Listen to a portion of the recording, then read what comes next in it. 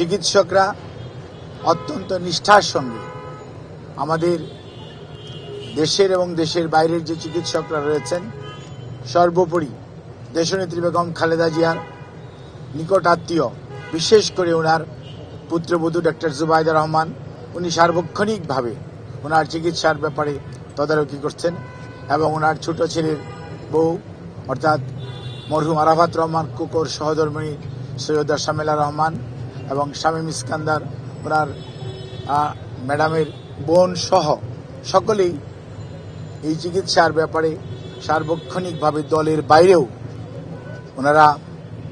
এটার ব্যাপারে সব সময় যোগাযোগ রক্ষা করে চলেছেন। দলের মহাসচিব সহ জাতীয় স্থায়ী কমিটি এবং সর্বোচ্চ পর্যায়ের সকল পর্যায়ের নেতাকর্মীদের বাইরেও বাংলাদেশের বিভিন্ন রাজনৈতিক দল যারা বর্তমানে ক্রিয়া, সকল রাজনৈতিক দলের সর্বোচ্চ পর্যায়ের নেতৃবৃন্দ চিকিৎসার ব্যাপারে সার্বক্ষণিকভাবে যোগাযোগ রাখছেন, খোঁজ নিচ্ছেন এবং সর্বোপরি সরকারের মহামান্য রাষ্ট্রপতি সহ আমাদের অন্তর্বর্তীকালীন সরকারের প্রধান উপদেষ্টা ডক্টর মোহাম্মদ ইউনূস স্যার সহ সকল সরকারের সর্বোচ্চ পর্যায়ের এবং সকল শ্রেণী পেশার মানুষ উৎকণ্ঠার মধ্যে রয়েছেন। আমরা বেশ কয়েকদিন আগে অর্থাৎ গত শুক্রবারই দেশের বাইরে যাওয়ার জন্য যে সিদ্ধান্ত মেডিকেল বোর্ডের পক্ষ থেকে হয়েছিল, কিন্তু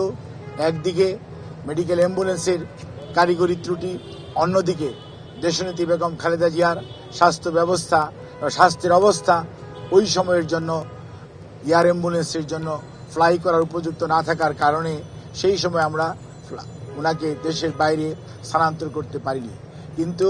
ওনার চিকিৎসার জন্য গঠিত মেডিকেল বোর্ড তারা দেশ এবং দেশের বাইরে থেকে সার্বক্ষণিকভাবে এই যাতে ওনার স্বাস্থ্যের উন্নতি হয় সেজন্যই ওনারা ওনাদের পরামর্শ দিয়েছেন এবং আমাদের মেডিকেল বোর্ডের